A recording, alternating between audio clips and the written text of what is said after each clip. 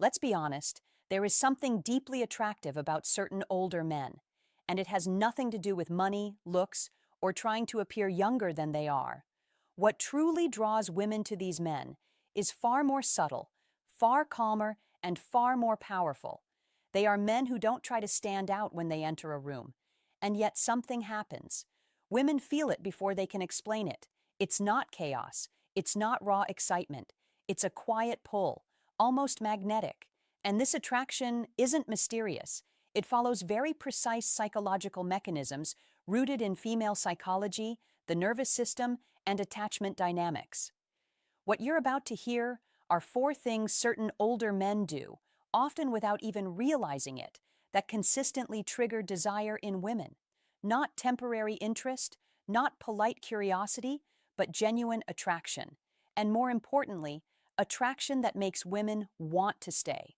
Most dating advice today is no longer designed for men who have lived. It's built for younger men just entering relationships, how to send the right text, when to reply, how to create artificial mystery, how to play the game. But once you've lived, loved, and likely gone through long relationships, sometimes breakups, sometimes rebuilding, those rules stop working. Worse, they start working against you. Because at this stage of life, women are no longer responding to surface-level signals. They respond to coherence. They respond to emotional safety mixed with tension. They respond to men who know where they stand. And this is where many older men go wrong without realizing it. They believe stability is enough. They believe kindness is enough. They believe seriousness is enough. But desire is not activated by moral qualities. It's activated by emotional signals. A man can be flawless on paper and completely neutral when it comes to desire. It's frustrating, but it's real. That's why women sometimes say, "You're a great man, but I don't feel anything." What they really mean is, my nervous system isn't responding to you. Desire isn't a conscious decision. It's a bodily response, and that response is triggered by 4 core pillars. The first one is often the most misunderstood. Some older men radiate a calm confidence, not loud confidence, not arrogance, not dominance, a grounded confidence. They don't need to prove themselves. They don't over-explain their choices, intentions, or emotions. They speak simply. They listen without losing themselves. They don't try to convince. Psychologically, this has a very specific effect. When a man speaks calmly without defending himself or seeking approval, the female brain registers emotional stability. The likes, the amygdala, the part associated with threat lowers its activity. And in that state, desire can emerge. By contrast, a man who explains too much, reassures too quickly, or verbalizes everything often signals insecurity, even if he's sincere. Excessive explanation is unconsciously read as a need for control or validation. A centered man doesn't need to explain who he is. He shows it through his inner posture. And this creates what many women describe as presence. That presence is intensely attractive, especially to women who have already experienced emotional instability and are done with it. They no longer want reactive men. They want men who can hold themselves. The second pillar is closely connected to the first. Women are deeply attracted to men who have a full life, not a busy life for appearances, not fake scarcity, a real life. A man with routines, commitments, passions, responsibilities. When an older man makes a woman the immediate center of his existence, the effect is the opposite of what he expects. It creates pressure, a subtle emotional weight, and desire does not grow under pressure. Mature women don't want to become someone's entire world.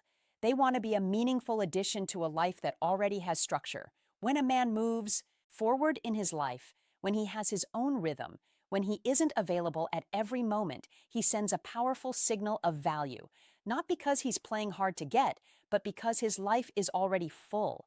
The human brain naturally assigns more value to what isn't instantly accessible. This is a basic dopamine mechanism. Dopamine doesn't respond to reward itself. It responds to anticipation. A man who doesn't rush, who doesn't skip steps, who allows desire to build over time, activates anticipation. He becomes intriguing, and more importantly, he becomes believable because he isn't looking for someone to fill a void. He's inviting someone to share something that already exists. That is deeply reassuring for a woman. The third pillar is often underestimated in older men. It's the ability to remain playful, light, and relaxed without need. Many older men become too serious too quickly. They want to be respectable. They want to be taken seriously, but they forget that desire needs play, not vulgarity, not heaviness. Play. A look held just a moment longer. A smile that asks for nothing. A teasing remark with no expectation. The crucial element is freedom from outcome. A man who flirts without seeking validation creates ease, and ease is incredibly attractive. Neuropsychologically, this disarms the vigilant circuits.